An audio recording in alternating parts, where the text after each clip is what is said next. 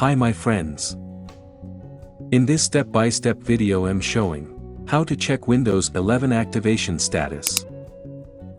Okay. Click on the Start button in the bottom left corner of your screen. Select the settings icon, which looks like a gear.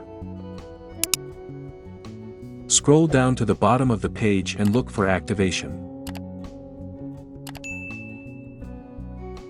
Click to open. Here is the activation status.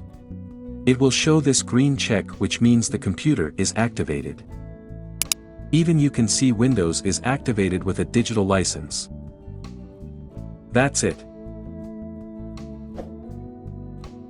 By following these steps, you can quickly and easily check the activation status of your Windows 11 installation. We meet at the next video.